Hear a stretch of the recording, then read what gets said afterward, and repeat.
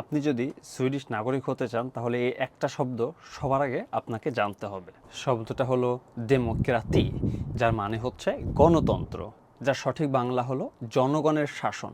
আর সুইডিশে এটাকে আমরা এভাবে বলি ফোলকেট বেstämmer genom val, যার মানে হচ্ছে জনগণ সিদ্ধান্ত নেয় নির্বাচন বা ভোটের মাধ্যমে। সুইডেন যাদেরকে প্রতিনিধি নির্বাচন করে সংসদে পাঠায় তাদেরকে বলা হয় লিয়েদামুত।